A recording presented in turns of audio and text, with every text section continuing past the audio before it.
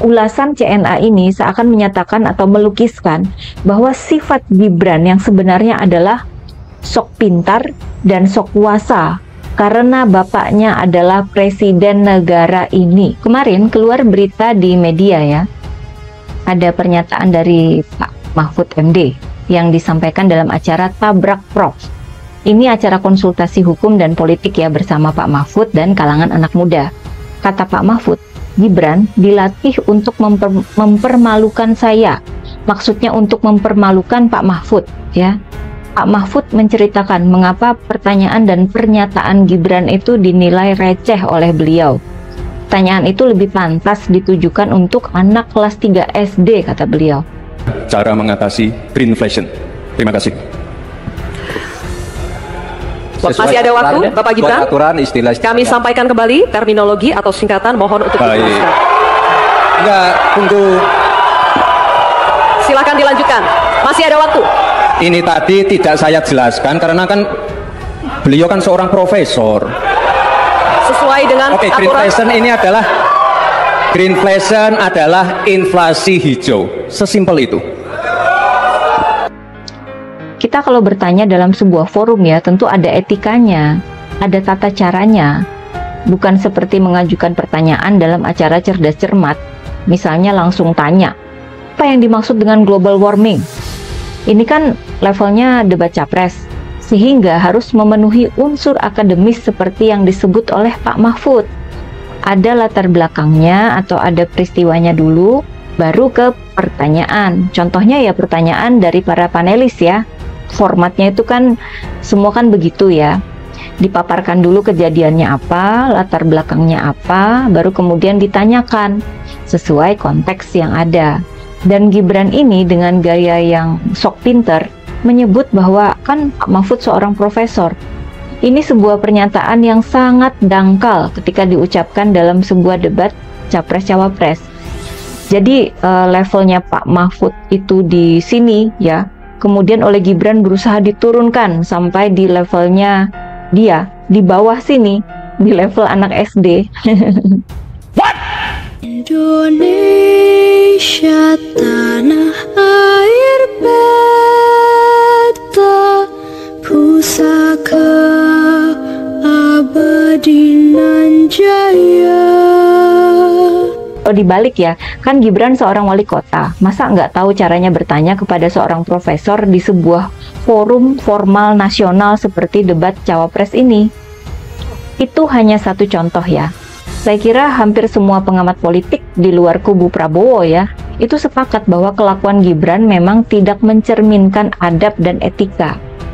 Seorang pengamat politik dari Universitas Airlangga menyebut bahwa pertanyaan Gibran kepada Pak Mahfud itu menunjukkan lemahnya etika dan gagalnya Gibran memahami persoalan, yang kemudian membongkar kamuflase kesantunan yang selama ini ditampilkan.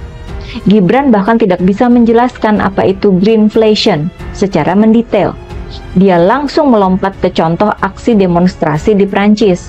Tapi apa itu greenflation secara definisi, apa hubungannya dengan Indonesia dan sebagainya, kan tidak bisa dia jelaskan sendiri.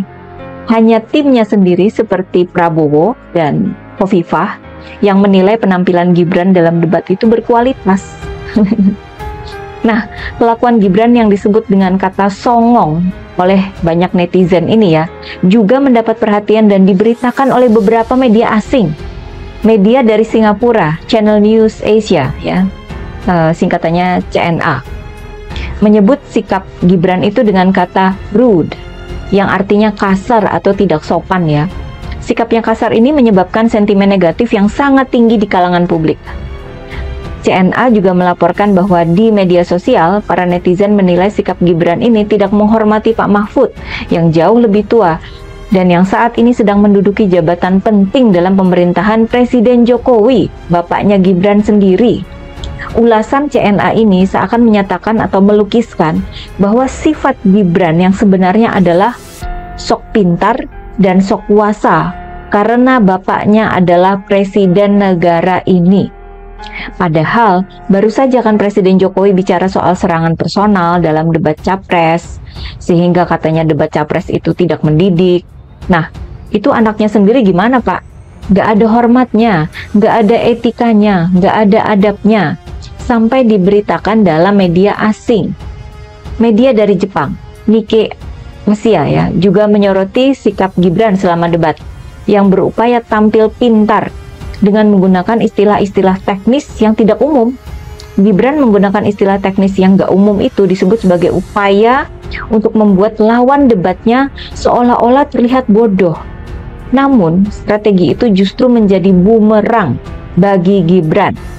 Karena itu tadi ya, seperti greenflation, Gibran hanya bisa menyebut greenflation sebagai inflasi hijau, tanpa bisa menjelaskan detailnya, definisinya secara panjang lebar itu apa, ya. Pemahaman Gibran pun disebut salah oleh seorang pengamat ekonomi energi dari UGM. Jadi wajar ya kalau menurut Nikkei Asia, strategi Gibran malah jadi bumerang.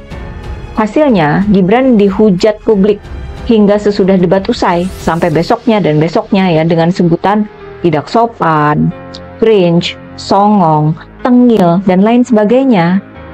Ada satu lagi media ya dari Cina, South China Morning Post atau SCMP ya, yang menyoroti penggunaan strategi jargon dan singkatan asing oleh Gibran, namun dengan menimbulkan kesan tidak sopan.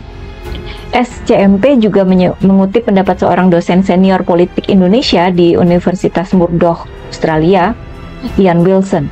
Menurut Profesor Wilson, Gibran bersikap merendahkan lawan debatnya dan taktik melemparkan pertanyaan menjebak oleh Gibran justru tidak membuat Gibran tampil menonjol dalam debat cawapres itu. Intinya sih sama ya, bahwa Gibran tetap dengan strategi bertanya pakai istilah atau singkatan asing. Namun kali ini lawannya bisa menepis dengan telak, seperti ketika Pak Mahfud tidak mau menjawab dengan menyebut itu pertanyaan receh, dan Caimin yang belak-belakan bicara soal etika. Akhirnya, strategi Gibran itu gagal total dan malah jadi bulan-bulanan hujatan publik. Coba bayangkan, seorang calon wakil presiden yang juga seorang anak presiden, ditulis panjang lebar kejelekannya di berbagai media asing. Apa nggak malu nih keluarganya? Terus terang saya sebagai warga negara ini ya malu punya presiden yang anaknya bersikap seperti itu, dan presiden yang membiarkan pelanggaran etika di MK untuk menabrak konstitusi. Bicara soal media asing, The New York Times, sebuah media bergengsi dari Amerika, beberapa hari lalu merilis artikel yang berjudul "Periode Presiden Indonesia Berakhir". Berita CNA ini seakan menyatakan atau melukiskan bahwa sifat Gibran yang sebenarnya adalah sok pintar dan sok kuasa karena bapaknya adalah presiden negara ini. Tapi dinastinya dimulai. Media ini memaparkan lagi bagaimana proses Gibran yang bisa maju jadi cawapres karena adanya pelanggaran etik oleh pamannya di MK. Bahkan dipaparkan juga bagaimana kekhawatiran para ahli hukum ketika Anwar Usman itu menikah dengan adiknya Pak Jokowi yang berpotensi menimbulkan konflik kepentingan. Namun baik Presiden Jokowi maupun Anwar Usman ya terus saja sampai akhirnya melahirkan jalan buat Gibran jadi cawapres. Berita soal nepotisme dan dinasti politik di Indonesia ini sudah mendunia. Negara kita sebenarnya sudah kehilangan muka sebagai sebuah negara demokrasi yang sudah pernah melewati puluhan tahun di bawah kuasa seorang diktator yang kemudian diruntuhkan oleh gerakan reformasi yang cita-cita besarnya adalah menghilangkan KKN. Sampai soal pemberantasan KKN ini dibuat jadi undang-undang pada tahun 1999, yakni Undang-Undang Republik Indonesia Nomor 28 Tahun 1999 tentang penyelenggaraan negara yang bersih dan bebas dari korupsi, kolusi, dan nepotisme. Lah, terus sekarang kok mundur lagi ke dinasti politik? Sementara negara kita ini kan aktif dalam politik luar negerinya. Seperti sekarang ini ya contohnya. Menteri Luar Negeri Bu Retno Marsudi sedang ikut serta dalam forum debat terbuka Dewan Keamanan PBB yang membahas konflik di Gaza. Kabarnya Ibu Retno ini walk out saat Duta Besar Israel untuk PBB berpidato di forum itu. Kita bisa jadi kekuatan global kalau kita dihormati oleh negara-negara dunia. Tapi kalau negara kita tercoreng dengan praktek-praktek yang melanggar demokrasi dan konstitusi, Apakah kita masih dihormati? Kemudian di segi ekonomi ya, adanya praktek KKN itu sangat merusak citra negara di mata para investor. Investor yang taat etik pasti nggak mau berbisnis di sini. Sementara investor yang mau itu ya malah punya niatan jahat, yakni mau ikut memanfaatkan KKN buat kepentingannya. Akhirnya, rakyat lagi yang jadi korban. Penjelasan sederhananya ya seperti itu ya. Intinya, masalah dinasti politik ini sangat luas pengaruh dan akibat buruknya, baik di dalam maupun di luar negeri.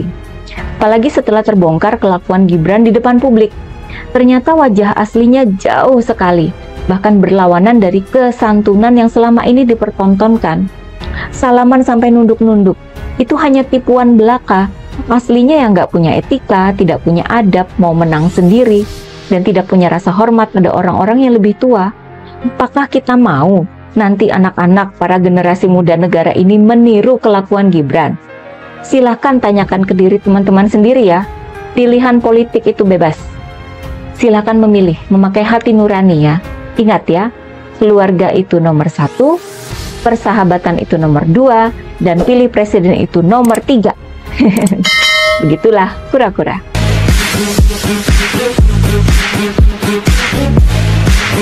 Indonesia sejak dulu kala